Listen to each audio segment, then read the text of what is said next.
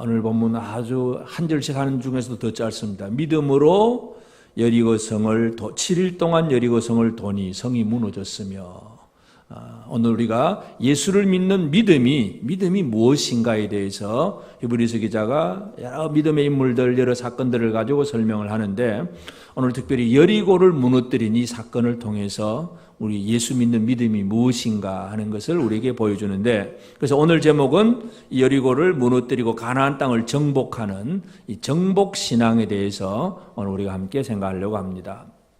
원래 하나님이 사람을 지으셨을 때에 하나님의 형상대로 지어놓고 하나님이 하나님의 형상대로 지음받은 아담에게, 사람에게 주신 것 중에 하나가 뭐냐 하면 모든 피조물들을 통치하고 다스리라고 하는 거예요.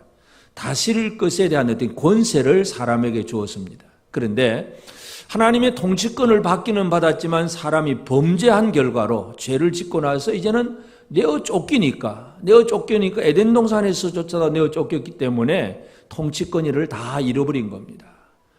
이제부터는 어떤 짐승들이 사람 말을 잘 안 듣습니다. 하여튼 희한하게 어떤 길을 들여서 겨우겨우 돌고래 쇼도 하고 잠깐 그런 비슷한 그런 걸 할 수 있을런지 몰라도 모든 만물들이 인간의 통치권은 벗어나 버렸습니다. 범죄의 결과로. 그래서 사람들은 이제 다스릴 수가 없는 그런 존재가 되어버렸는데, 이제 이 하나님께서 이스라엘 백성들을 가나안 땅을 주시겠다고 약속을 하고 그 땅을 차지하는 그 과정, 이 정복하는 일은 그런 통치권을 회복을 하는 데 있어서 그것이 원리가 무엇인가 하는 것을 우리에게 보여줍니다. 그래서 오늘 우리는 이제 신약 성경에 와보면 왕 같은 제사장이라, 왕 노릇하라 하는 그런 얘기들을 많이 하는데, 이 왕 노릇이 뭐냐 하면은 통치권이에요, 통치권. 그래서 이 다스리는 통치권을 가지고 살아야 되는데, 여러분은 얼마만큼 어디를 다스리고 있다고 생각하십니까? 왕으로서 잘 다스리고 계십니까? 여전히 다스림을 받고 있습니까? 다스리고 있습니까? 다스립니까? 가장 쉽게 내 마음도 잘 다스려지지 않습니까? 내 마음은 내가 마음대로 다스릴 수 있습니까? 내 마음을 잘 다스리십니까? 자녀들은 잘 다스리십니까? 이 다스려지는 게 하나도 없는 것 같아요. 목사도 마찬가지야. 막 말을 해도 안 들으면 어떻게 할 거예요? 예배 시간 늦지 맙시다 그래도 늦게 오면 어떻게 할 거예요? 아무리 해도 다스려지는 게 참 힘들어요. 그런데 이제 하나님께서 하나님의 백성들에게 주신 이 진정한 복이 뭐냐 하면 통치권의 회복입니다. 그래서 이 여리고 성을 무너뜨리는 이 사건이 이제 가나안 땅 전체를 정복하는 제일 첫 번째 성이 여리고 성인데, 이 성을 무너뜨리는 것이 바로 오늘 우리가 무엇을 정복해야 되고, 정복의 대상, 무엇을 정복해야 되고 어떻게 정복해야 되는가, 그 과정을 우리에게 말씀해 주고 있습니다. 그래서 믿음으로 7일 동안 여리고를 도니 성이 무너졌으며, 이 짤막한 한 구절이지만 여호수아서에 있는 그런 사건을 통해서 오늘 우리는 통치권을 제대로 회복하고 있는가, 이 정복신앙이, 예수 믿는 믿음은 이걸 가지고 있어야 되는데, 그래서 이 부분을 함께 생각하기를 원합니다. 첫 번째로 우리가 생각해야 될 것은 이 여리고 성이라고 하는 것, 이것은 이제 정복의 대상인데, 이 여리고 성은 어떤 성이냐 하는 것, 다시 말해서 우리는 무엇을 정복하고 살아야 되느냐, 내가 정복할 것이 무언가를 정확하게 알아야 됩니다. 내가 정복해야 될 게 뭔지 모르면 이제 자기 계획, 자기 목표에 따라서 뭔가 자기 뜻을 이루려고만 애를 써요. 이 정복이라고 하는 것을 지난 주간에 그 신천지 이단 아시죠? 신천지 이단이 정복의 어떤 원리 7단계 하는 동영상을 한번 봤어요. 이 신천지가 정복의 대상으로 삼는 것은 누굴까요? 바로 교회예요, 교회. 지금 현재 우리 교회를 신천지는 정복의 대상으로 삼습니다. 그래서 1단계가 뭐냐 하면 이리 옷 입기. 이리 옷 입기. 말이 좀 이상합니까? 이리의 옷을 입기 운동. 그러니까 뭐냐면 자기는 양떼고 교회는 이리예요. 그래서 이리 떼 속에 들어가서 적응을 하고 이리를 유혹하려면 이리 옷을 입어야 된다. 그래. 바벨 언어를 써야 되고, 목사가 하는 설교가 꼴 듣기 싫더라도 뒤에 앉아서 그냥 픽픽거리지 말고 사랑하는 남편 쳐다보가면서 이리 옷을 입고 잘 적응해라. 그게 정복의 1단계예요, 여러분. 여러분, 신천지가 교회 무너뜨리려고 얼마나 애를 쓰는지 몰라. 또 많은 교회들이 그렇게 또 넘어갔어요, 또. 이 참 큰일인데, 정복의 대상은 뭐냐 하면 하나님이 정복하게 하신 것을 정복해야 합니다. 이 여리고성이라고 하는 것은 하나님의 심판의 대상이에요. 나의 욕망에 내가 취하고 싶은 것이 아니라 하나님이 심판하기로 작정하셔야 그것이 정복의 대상이 됩니다. 처음에 이 여리고성에 대해서 하나님이 아브라함에게 말씀할 때 물론 여리고성을 포함해서 가나안 땅 전체를 포함 말씀하신 것인데 창세기 15장 16절에 보면 내 자손은 4대 만에 이 땅으로 돌아오리니 이는 아모리 족속의 죄악이 아직 가득 차지 아니함이니라 하시더니 이 가나안 족속 아모리 족속의 죄악이 아직은 가득 차지 않았다. 그래서 아직도 400년 이후에나 있을 것이다. 하나님이 아브라함에게 그런 얘기를 해 주셨어요. 그러니까 하나님의 심판의 대상이긴 하지만 그 심판의 때도 하나님이 정하시는 거예요. 그리고 이제 400년 이후에 이제 모세를 통해서 이스라엘 백성들이 나왔고 애굽에서 나왔고 광야를 지나서 이제 여호수아가 대장이 되었을 때에 하나님이 주시는 말씀들입니다. 그래서 모세는 이제 신명기에 보면 신명기 9장 5절에 내가 가서 그 땅을 차지함은 내 공의로 말미암음도 아니며 내 마음이 정직함으로 말미암도 아니요 이 민족들이 악함으로 말미암아 내 하나님 여호와께서 그들을 내 앞에서 쫓아내심이라.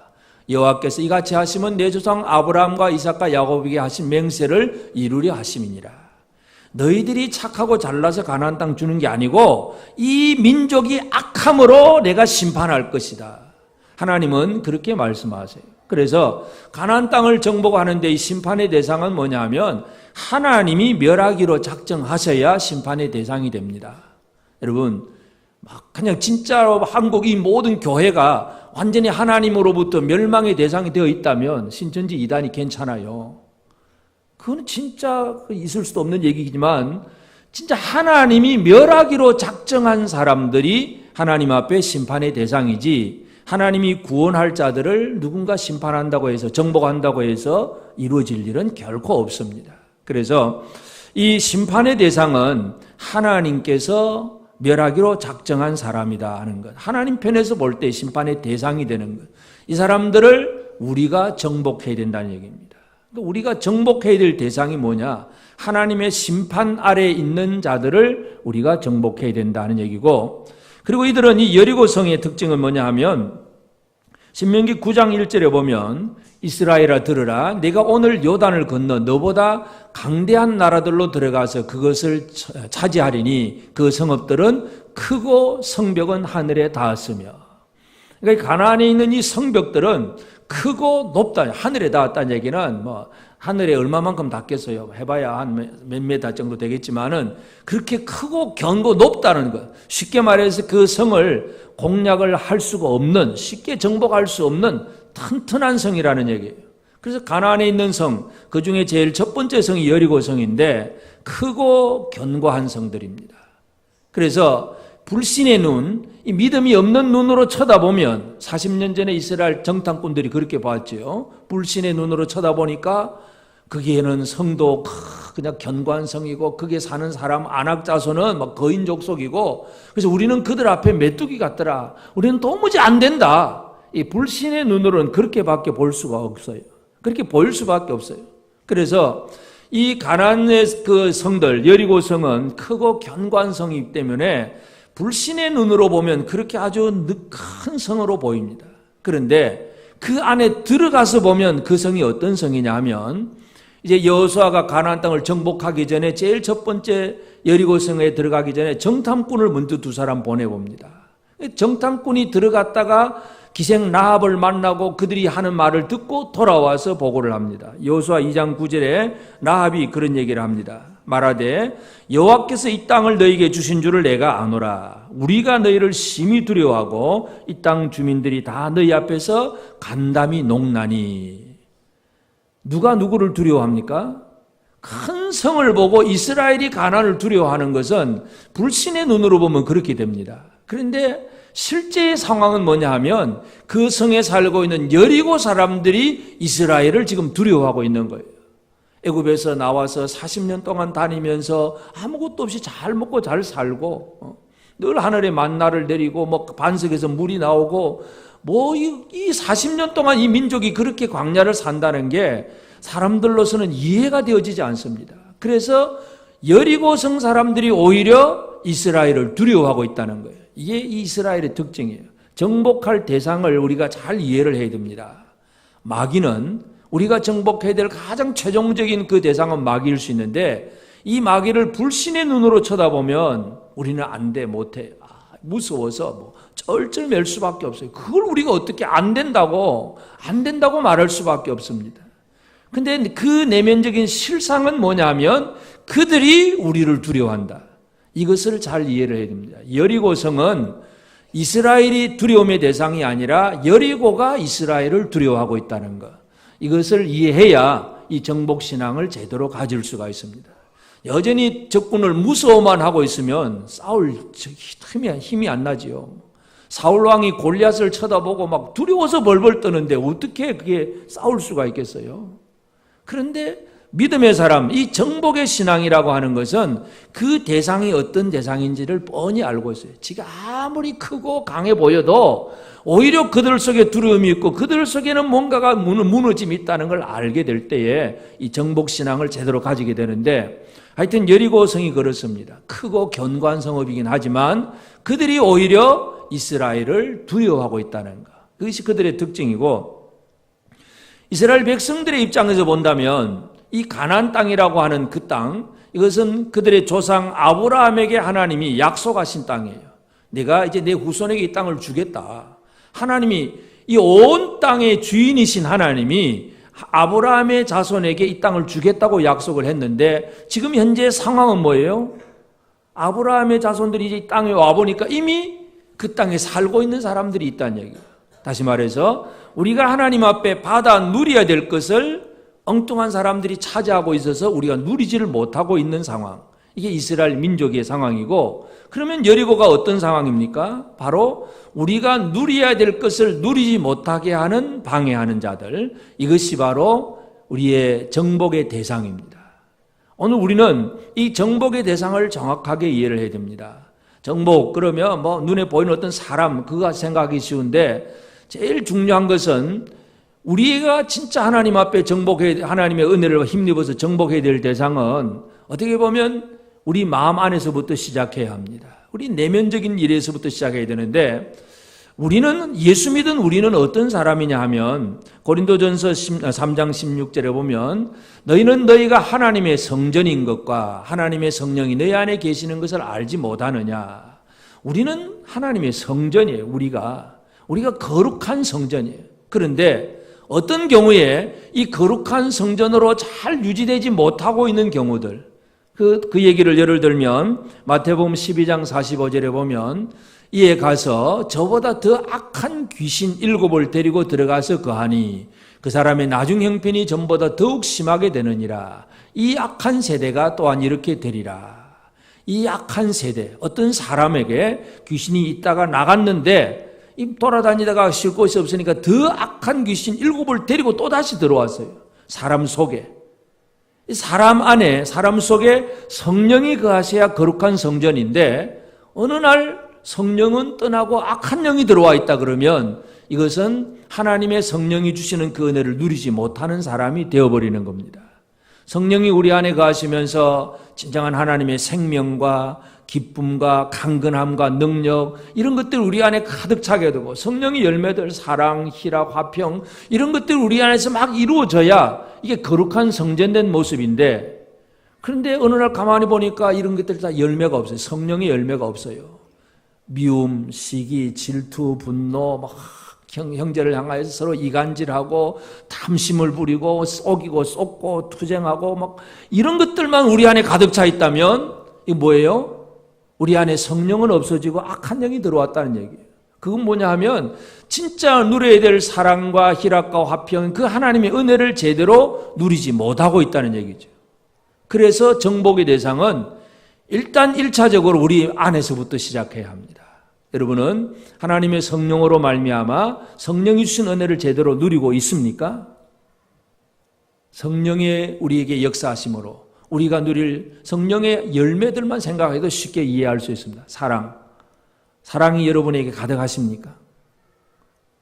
옆 사람 한번 쳐다보시고 사랑의 눈으로 보여집니까? 뭔가 이상하게 막 그 어떤 경쟁심이라든지 아니면 그 사람에게서 내가 뭔가 좀 얻어먹을 거 없을까 막 그런 식으로만 쳐다보아집니까? 사람을 볼 때 사랑의 눈으로 보아집니까? 우리 할머니가 손자 안고 지금 막 열심히 예배드리듯이 그 사랑하는 마음으로 모든 사람을 다 보십니까? 우리 장건사님 수연이를 쳐다보듯이 모든 사람을 다 쳐다보십니까? 내 손자니까 사랑하고 다른 사람은 별로 이러면 또 문제가 있는 거예요. 모든 사람을 사랑할 수 있다는 것은 내 안에 사랑이 가득하다는 얘기잖아요. 성령이 역사해야 그게 나오는 거예요. 희락, 화평, 온유, 절제 모든 것들이 내 안에 성령이 역사하셔야 돼요. 그런데 이게 없이 미움, 시기, 질투 이런 것만 나온다면 우리는 지금 누리고 있어야 될 것을 못 누리고 있다는 얘기입니다. 이것을 우리가 이해해야 됩니다. 내가 그럼 사랑해야지 뭐 해야지 이런 얘기가 아니라 진짜 우리로 하여금 누려야 될 은혜를 누리지 못하게 하는 적군이 누군가를 정확하게 이해해야 됩니다. 정복의 대상을 알아야 그 정복의 대상을 제대로 싸울 수가 있습니다. 그거 정복할 대상은 모르고 그냥 내가 이러면 된지 이렇게만 적당히 넘어가 버리면 아무 일도 할 것이 없습니다. 그래서 이 여리고성이라고 하는 것은 하나님 편에서 볼 때는 심판의 대상이에요. 그리고 그 자신을 보면 크고 강한 것 같아도 별 볼 일 없어요. 오히려 우리를 두려워하는 것. 이게 사탄의 세력이에요. 이 진짜 우리에게 다가오는 문제는 우리가 누려야 될 것을 누리지 못하게 가로막는 세력. 이것이 바로 정복의 대상입니다. 그러면 이 여리고성을 하나님은 어떻게 이스라엘이 정복하게 하셨느냐 하는 문제.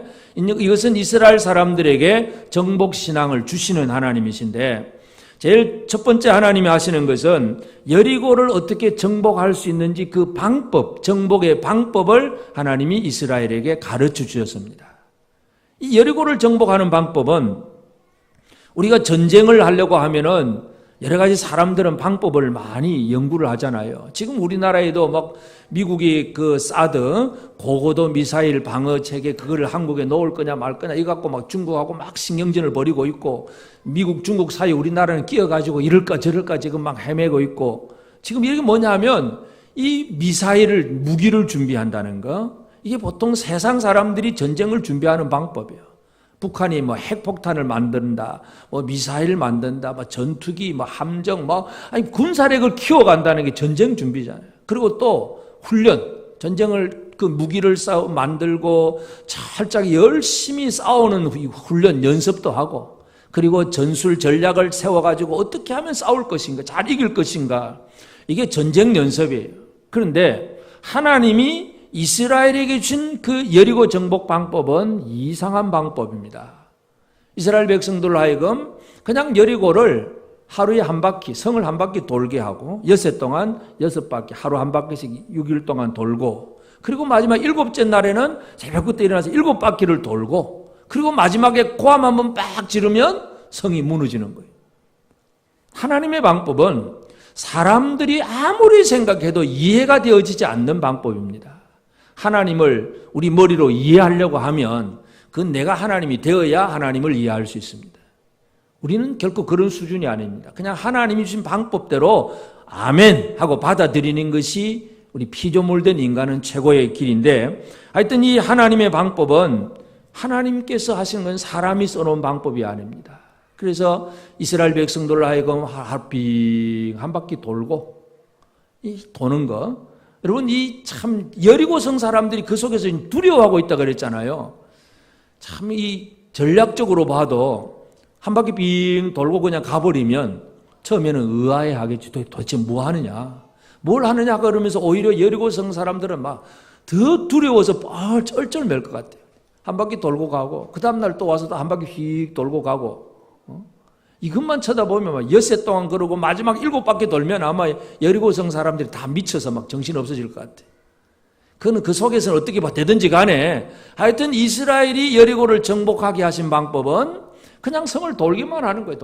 한 바퀴 돌고 그 다음 또 한 바퀴 돌고 또 돌고 마지막에 고함을 꽉 지르면 성이 무너져 내리는 거예요. 이게 하나님의 방법이에요. 여러분, 하나님은 우리가 사람이 생각할 수 없는 그런 방법으로 일하게 하십니다. 골리앗을 이기는 다윗의 방법은 뭐겠습니까? 사울이 하나님의 방법을 모르니까 큰 골리앗을 보면서 두려워서 숨어 있지, 하나님의 방법만 알면 다윗처럼 나가서 이길 수 있는 거예요. 다윗이 싸웠던 방법은 뭐냐 하면 사무엘상 17장 45절에 보면 다윗이 블레셋 사람에게 이르되 너는 칼과 창과 단창으로 내게 나오거니와 나는 만군의 여호와의 이름 곧 네가 모여가는 이스라엘 군대의 하나님의 이름으로 내게 나가노라. 하나님 이름으로 나가는 거예요. 이게 다윗의 방법이고 하나님 방법이었어요. 칼과 창과 단창 무기 많이 만들어서 싸우는 게 아니라 내가 누구냐, 나는 하나님이 보내신 자로 하나님의 이름으로 나간다.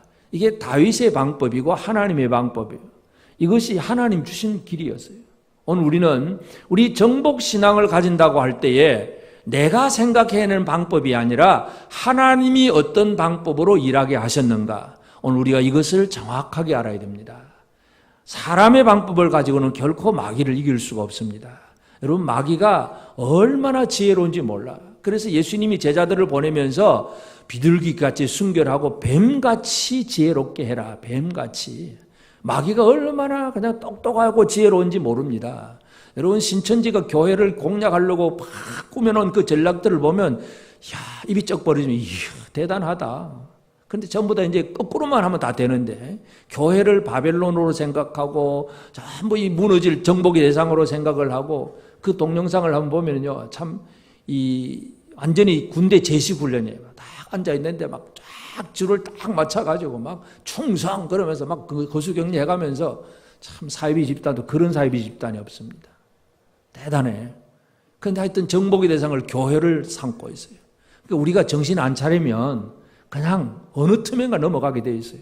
전략적으로 막 세웁니다. 그런데 그건 전부 사람이 생각하는, 마귀가 생각하는 마귀 지혜예요. 그런데 하나님의 방법은 마귀의 지혜보다 위에 있다는 사실을 믿으시기를 바랍니다. 우리가 하나님의 방법을 제대로만 믿으면 어떤 정복의 대상도 쉽게 이길 수가 있습니다. 그래서 여리고를 무너뜨리시는 하나님, 하루 한 바퀴 돌고 또 돌고 이스라엘 사람들로서는 사람이 해놓은 건 아무것도 없어요. 그 성을 향해서 돌 하나도 던진 것도 없고 화살 한번 쏜 것도 없고 아무 공격한 것도 없어요. 그냥 하나님이 가라고 하시면 가고, 서라 그러면 서고, 잠자라 그러면 자고, 일어나라 그러면 일어나고, 그냥 이끄시는 대로 순종하면서 가고, 외치라 그래서 외치니까 그냥 성이 무너지는 거예요. 이게 하나님 방법입니다. 여러분, 정복신앙은 어떻게 보면 너무너무 쉬워요. 근데 결국은 신앙이 없으면 안 되는 거죠. 그게 될까? 안 될 거야? 어떻게 그럴 수가 있어? 안 돼, 못 해. 어떻게 성을 정복하는데 하루 한 바퀴만 돌고 그게 어떻게 무너져? 안 돼. 아마 100% 사람들은 다 그렇게 생각할 거예요. 그러나 믿음의 눈으로 하나님의 방법을 받아들이는 것이 중요합니다. 그러면 그 하나님의 방법은 하나님이 이스라엘에게 가르쳐 주셨어요. 또 가르쳐 주셨을 뿐만 아니라 제일 또 중요한 것은 이제 이스라엘이 그렇게 하루에 한 바퀴씩 도는데 그냥 도는 것이 아니라 그것도 이제 질서정연하게 줄을 지어서 갑니다. 나팔을 든 제사장 앞에서 나팔을 불게 되고, 그 다음 뒤에는 언약궤를 맨 제사장들이 언약궤를 메고 갑니다. 이제 이 제사장이 나팔을 불고 언약궤를 메는 이것이 가장 핵심이고, 그보다 앞선 이제 앞선 군대가 있고, 그 다음에 제사장 뒤에 따르는 후군이 있어요. 그러니까 쉽게 말해서 앞과 뒤에는 이스라엘 백성 군대고, 가운데는 나팔 부는 제사장, 언약궤를 맨 제사장. 이게 기본적인 행렬이에요. 그러니까 이 이스라엘 군대의 가장 중심에 뭐가 있어요? 하나님의 함께 하심, 언약궤가 있는 거예요. 이 언약궤라고 하는 것은 이 하나님의 그 두 돌비가 들어있는 언약궤인데, 언약궤 위에 속죄소라고 하는 곳이 있습니다. 이 언약궤의 뚜껑이 이제 속죄소인데, 그 뚜껑의 양쪽에 이제 두 그룹 천사가 날개를 쭉 펴고 있고, 그래서 이 두 날개가 이렇게 날개를 마주친 이 공간이에요, 공간. 이 공간을 하나님이 속죄소라고 이름을 짓습니다. 속죄소는 어떤 것이냐 하면, 출애굽기 30장 6절에 보면, 그 제단을 증거계 위 속죄소 맞은편 곧 증거계 앞에 있는 휘장 밖에 두라. 그 속죄소는 내가 너와 만날 곳이며, 하나님이 사람들과 만나는 장소를 속죄소라고 얘기합니다. 그러니까 언약궤를 메고 갔다는 얘기는 언약궤 위가 속죄소거든요. 그러니까 언약궤를 메고 간다는 얘기는 하나님이 이스라엘 백성과 만나는 장소, 그것이 하나님의 언약궤예요. 그래서 속죄소인데, 언약궤를 메고 갔다는 얘기는 그 행렬을 하나님이 함께 하셨다는 그런 의미입니다. 물론 하나님이 함께 하심이 하나님의 은혜가 아닌 인간의 계략으로, 인간의 방법으로 언약궤 아무리 메고 가도 소용은 없습니다. 나중에 보면 그 엘리의 아들 나답과 아비후가 이제 또 블레셋과 전쟁을 하면서 자꾸 지니까 언약궤 메고 갔다가 오히려 언약궤까지 빼앗겨요. 그때는. 그러니까 믿음이 없으면, 하나님이 함께 하지 않는 그런 사람들은 별 의미가 없는데, 근데 하나님이 하게 하셨어요. 그렇게 내가 함께 할 테니까 전군, 그 다음에 제사장, 그 다음에 또 후군, 이렇게 가라. 하나님이 함께 하심이에요. 정복신앙, 정복의 능력은 어디에서 나오느냐? 하나님의 함께 하심에서 나옵니다. 우리가 이것을 기억을 해야 됩니다. 사람의 힘이 아니라 하나님의 함께 하심 속에서 하나님이 동행하시는 그 언약궤 속의 말씀을 우리가 믿고 나아가는 그 삶과 같이 하나님과 함께하는 그런 삶이 가장 중요합니다. 그래서 하나님은 정복하라고만 말씀만 하지 않고 정복하는 그 사람들과 더불어서 같이 진행하셨다는 사실, 이것이 진짜 핵심이에요. 하루에 한 바퀴를 돌든 두 바퀴를 돌든 7바퀴를 돌든 바퀴 횟수가 중요한 게 아니라 하나님과 함께 했느냐 함께 하지 않았느냐, 이것이 가장 핵심입니다. 여러분은 지금 하나님과 함께하고 살고 계십니까? 뭔가 하나님이 일을 한다고는 하는데 진짜 하나님과 함께 하심으로 일하고 있느냐 이거예요. 아무리 언약궤를 메고 가도 하나님이 함께하는 그런 약속의 말씀이 없으면 그 의미가 없습니다.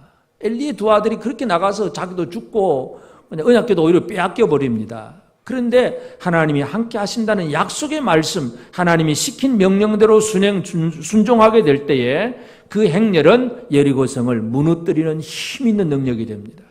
정복신앙은 어디에서 나오는 힘이냐? 하나님이 함께 하시는 힘이라는 사실을 기억하십시다. 하나님이 함께 하십니까? 하나님이 함께 하시면 어떻게 되느냐? 그래서 결국은 하나님이 여리고성을 무너뜨려요. 사람이 여리고성을 무너뜨리지 않습니다. 제사장이 이제 행진을 하면서 계속 나팔만 불고 백성들은 7일 동안 아무 소리도 내지 않고 침묵 속에서 그냥 따라만 가는 거예요. 한 말도 없이 그냥 따라만 가고, 그리고 7째 날 마지막 7바퀴 다 돌고 마지막 나팔 신호에 백성들이 고함을 한번 빡 지를 때에 그 외치는 순간 하나님은 그 성을 무너뜨려 버렸습니다. 그게 뭐 폭탄을 퍼부은 것도 아니고 그게 뭔가 이상한 물리적인 작용은 하나도 없는데 하나님은 그 성을 무너뜨렸습니다. 하나님의 손이 하신 거예요. 이 하나님의 손이 한다는 걸 이해를 해야 되는데, 다니엘서에 보면 느부갓네살 왕이, 바벨론 왕 느부갓네살이 이제 그 꿈을 꾸고 그 큰 우상을 하나 보니까 머리는 금이고 뭐 가슴은 은이고 하면서 이런 이상한 그런 이 금, 은, 철, 동, 그 다음에 진흙 이렇게 생긴 막 합천 그런 우상을 보여줬는데, 그런데 어디서 그 돌이 하나 날라와가지고 그 치니까 우상이 다 무너져 버리는 그런 꿈을 꾸고, 그때에 느부갓네살이 괴로워할 때 다니엘이 결국 그 꿈을 해석을 해주는데, 다니엘서 2장 34절에 보면 또 왕이 보신즉 손대지 아니한 돌이 나와서 신상의 철과 진흙에 발을 쳐서 부서뜨리매 그때 철과 진흙과 녹과 은과 금이 다 부서져 여름 타작마당에 겨같이 되어 바람에 불려간 것이 없었고 우상친 돌은 태산을 이루어 온 세계에 가득한나이다.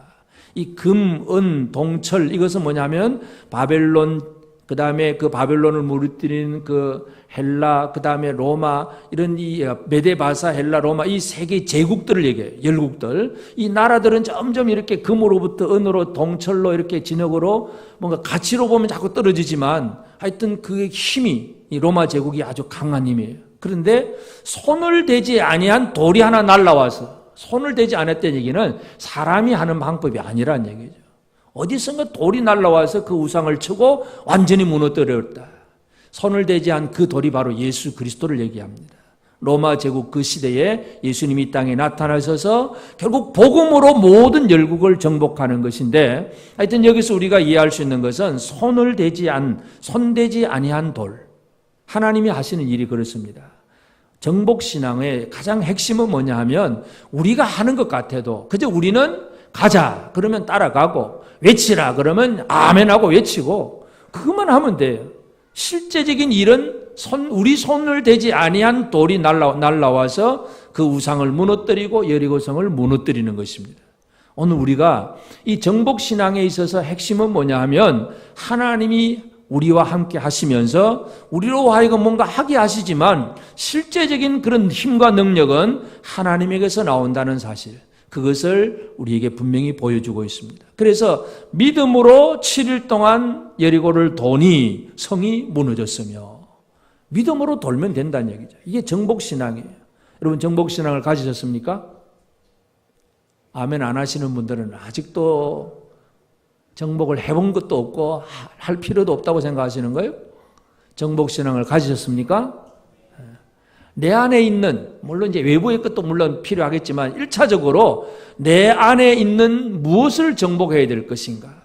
우리가 이 뭔가를 정복하지 않으면 내가 누려야 될 복을 못 누리는 거예요. 가나안 땅은 하나님이 내게 주신 것인데 이걸 다른 민족이 누리고 있다면 이건 내 복을 빼앗긴 거잖아요. 찾아야죠. 하나님이 약속하신 하나님의 은혜를 누려야 되는데 이것을 못 누리게 하고 있는 방해되는 세력들을 무너뜨리는, 이것이 바로 신앙인데 정복신앙입니다. 그래서 오늘 우리는 이 정복신앙을 제대로 가지기 위해서는 제일 중요한 것이 뭐냐 하면, 정복하라고 말씀하신 하나님의 말씀을 신뢰하는 것, 이거 여기에서부터 시작해야 합니다. 하나님이 여호수아에게 무슨 말씀을 주셨냐 하면, 여호수아 1장 3절에 보면 내가 모세에게 말한 바와 같이 너희 발바닥으로 밟는 곳은 모두 내가 너희에게 주었노니. 주었다. 이미 끝났다는 얘기예요. 이제 내가 발바닥으로 밟는 곳은 줄 것이다가 아니고 주었다고 분명히 말씀합니다. 여호수아에게 네가 발바닥으로 밟는 것은 모두 내가 너희에게 주었다. 모두 내가 너희에게 주었다. 이 말씀을 믿는 것이 정복신앙이 출발입니다. 하나님이 주셨다고 하는 사실을 여러분 믿으십니까? 믿으세요? 믿음이 없는 모양이다. 믿는지 안 믿는지, 하나님이 뭘 주는지도 아직도 모르시겠어요? 하나님이 뭘 주셨다고 생각하세요? 옆 사람에게 한번 얘기합시다. 하나님이 나한테는 이런 거 주신다고 했어. 일단 믿음은 나중에 하고, 하나님은 이거 준다고 했어. 한번 얘기해 봅시다. 누구 옆 사람에게 하나님이 뭘 준다고 했을까요? 뭘 주실까요? 뭘 준지도 모르니까 이거 뭐 정복을 해야 되는지 안 해야 되는지 아무 감각이 없어. 하나님이 우리에게 주신다고 약속한 게 뭐예요? 믿는 자는 뭘 주신다고요? 예수 이름을 믿는 자는 뭘 얻으리로다? 구원을 얻으리로다. 영생을 얻으리로다. 전부 하나님 주신다고 약속한 거잖아요. 누리십니까? 아직도 못 누리고 계십니까? 나는 구원받은 자다. 이 구원받은 하나님의 아들이라고 하는 그 신분, 이 하나님의 아들로서의 그 삶으로서 지금도 잘 누리며 사십니까? 아멘? 오늘 우리가 하나님께서 주신 것을 누려야 되는데 다 주었다 하면 이제 발바닥으로 밟는 일만 남아있는 것이지 이미 못 받은 게 아니에요. 받았다고 믿는 것, 여기에서부터 정복신앙이 시작이 됩니다. 그런데 하나님이 주었다고 말씀한 게 아닌 엉뚱한 것을 누리려고 하니까 여기에서 이제 늘 문제가 생기는 거예요. 하나님이 주시는 것을 받아야 되지, 하나님이 주는 것이 아니라 내 욕심을 가지고 뭔가 얻어보려고 하면 여기에서부터 그런 사람들끼리 두 사람이 만나면 두 사람 사이에 무슨 일이 벌어집니까? 전쟁이 벌어지죠. 저건 내 건데 서로 그냥 차지하려고 애를 쓰죠. 하나님이 주신 것을 받아야 되는데 사람이 자기 욕심에서 모든 일을 시작을 하면 쓸데없는 전쟁만 벌어지게 되어 있습니다. 이 세상의 역사가 그렇습니다. 하나님이 주시는 것을 받아야 돼요. 아브라함이 하나님 당대는 못 받습니다. 아브라함 당대는 못 받습니다. 하나님이 주실 때에 400년 후에 또 하나님께서 주신다고 할 그때에 받는 것이지, 자기 욕심으로 자기 필요하다고 지금 주시옵소서 아무리 해봐야 내 욕심을 가지고서는 정복할 게 없습니다. 그러니까 정복의 대상을 잘 모르는 사람들은 내 욕심 속에서 이거 내가 가져야 된다고 생각을 하고 뭔가 해보려고 애를 쓰게 되는데, 정복신앙의 출발은 뭐냐 하면 하나님의 말씀을 신뢰하는 것. 네가 이것을 정복하고 이것을 취해라. 하나님이 주시겠다고 약속한 게 뭔가를 정확하게 이해를 해야 됩니다. 이것을 알지 못하면 엉뚱한 일만 열심히 할 수밖에 없습니다. 그래서 하나님의 약속의 말씀을 신뢰를 해야 되고, 그 다음에는 또 이 정복의 방법에 있어서는 하나님이 우리에게 가르쳐 주신 그 하나님의 방법, 대적들을 멸망시키는 하나님의 방법을 신뢰를 해야 됩니다. 여리고를 무너뜨리는 방법은 사람의 방법이 결코 아닙니다. 그러나 이 정복신앙을 가진 사람들은 하나님의 방법을 신뢰합니다. 하나님의 방법에 진정한 승리가 있다. 이것을 믿고 사는 사람들이 바로 정복신앙입니다. 여러분, 죄인을 구원하는 하나님의 방법이 무엇입니까? 이 땅의 모든 죄인을 구원하는 하나님의 방법은 하나님이 아들을 보내셔서, 그리고 아들이 이 땅에 와서 십자가에 달려 죽으심으로, 대신 죽으심으로 그 모든 죄가 깨끗하게 씻음을 받게 하고 그를 믿는 자가 구원받는 거, 이게 하나님의 방법이에요. 근데 사람들은 십자가에 대해서 무슨 얘기를 하느냐 하면, 세상에 좀 머리가 좋은 헬라인들, 똑똑하고 뛰어난 사람들은 그 십자가를 보고 미련한 짓이라 그럽니다. 어떻게 그렇게 죽는 게 뭐 구원이냐? 안 죽어야지, 살아야지. 또 그걸 좋아하는 사람이 있죠. 영생한다. 이만희가 영생한다는 걸 그렇게 믿고 사는 사람들. 아니, 죽음으로 구원이 하나님의 방법인데 나를 믿으면 영생이다. 안 죽는다. 자기도 안 죽고 이만희 선생도 안 죽고 다 안 죽는다. 이게 신천지 이단이에요. 여러분, 그게 좋아 보입니까? 지금 막 죽음 지경에 빠져 있으면 너는 안 죽을 거야. 그 말해주면 얼마나 기분 좋을까? 당신은 안 죽어요. 다 안 죽습니다. 이제 괜찮아질 겁니다. 얼마나 듣기 좋은 소리예요. 많은 사람들이 그렇게 넘어갑니다. 여러분, 예수 그리스도는 우리를 위해서 죽으셨습니다. 그 예수 그리스도, 우리를 위해 죽으신 예수를 믿어야 우리에게 구원이 있는 것이지, 그렇다고 육체의 죽음까지도 없는 건 아니고 진정한 구원에 이르는 것인데, 이게 하나님의 방법인데, 이 신천지는 지가 영생이고, 그리고 또 지 믿으면 전부 신천지 안에 있는 14만 4천은 다 영생이고, 이 사람들이 그걸 믿고 사는 거예요. 얼마나 이 미혹의 영이 가득한지 모릅니다. 하나님의 방법은 갈라디아서 4장 4절에 보면, 때가 참에 하나님이 그 아들을 보내사 여자에게서 나게 하시고 율법 아래 나게 하신 것은 율법 아래 있는 자들을 속량하시고 우리로 아들의 명분을 얻게 하려 하심이라. 우리를 하나님의 아들로 만들기 위해서 예수 그리스도 하나님의 아들을 보내주신 거예요. 이게 하나님의 방법입니다. 여러분, 정복신앙은 하나님의 방법이 무엇인가를 정확하게 알고 믿는, 여기에서부터 정복신앙이 제대로 세워집니다. 내가 어떤 머리를 써서 계획을 세워서 뭔가를 하려고 하는 것이 아니라 하나님이 뭐라고 말씀하셨는지, 하나님이 어떻게 일하게 하셨는지를 아는 것, 이것이 우리의 정복신앙입니다. 여러분, 하나님의 방법을 아십니까? 하나님 방법을 아십니까? 옆에 사람이, 이제 한번 쳐다보시고, 옆에 사람이 잘 되게 하시는 하나님의 방법이 뭘까요? 옆에 사람이 잘 되게 하시는 하나님의 방법은 뭘까요? 나를 통해서, 내가 이를 위해서 기도를, 축복 기도를 하든 아니면 뭔가를 도와주든 희생하고 헌신을 하든 나를 통해서 그 사람이 잘 되게 하시는 게 하나님의 방법입니다. 믿으십니까? 그 방법을 믿고 좀 그 방법대로 사십니까? 아멘 안 하시네요. 정복의 방법, 정복신앙은 하나님의 방법으로 일해야 합니다. 내가 뭔가로 머리를 꾸며가 되는 게 아니고, 그래서 하나님은 아들을 희생하시면서, 아들을 죽이시면서 죄인을 살리는 것, 이게 하나님의 방법이었어요. 먼저 믿은 우리 성도들이 우리의 희생과 헌신을 통해서 또 다른 사람이 살아날 수 있다는 이 하나님의 방법을 이해하고 믿게 되기를 바랍니다. 여기에 우리의 시간도 들어가고 어떤 헌신 물질도 들어가고 막 노력도 들어가서 어디까지 복음을 전하고 그를 위하고 사랑하고 애쓰는 그런 노력들이 바로 사람을 살리려고 하는 하나님의 방법에 우리가 쓰임 받는 것입니다. 그래서 이 정복신앙이라고 하는 것은 하나님이 정복하게 하신 대상을 정복해야 되는데 그 방법 중에 하나가 우리의 사랑과 희생과 헌신이라는 사실을 기억을 해야 되고, 마지막으로 기억해야 될 것은 이 모든 정복신앙을 제대로 힘있게 나타내려면 내가 하나님 앞에 누구인가를 정확하게 아는 것이 중요합니다. 하나님과의 관계에 대한 확신이 없으면 하나님의 힘을 드러낼 수가 없습니다. 모세는 이스라엘 백성들에게 뭘 강조하느냐 하면 신명기 7장 6절에 보면 너는 여호와 내 하나님의 성민이라, 거룩한 백성이라. 내 하나님 여호와께서 자기 지상 만민 중에서 너를 자기 기업의 백성으로 택하셨나니. 모세는 이스라엘 백성에 너희는 하나님의 성민이다, 거룩한 백성이다. 우리가 누구인가를 모세가 자꾸 깨닫게 해줍니다. 예수님은 제자들에게 뭘 깨닫게 해줍니까? 마찬가지예요.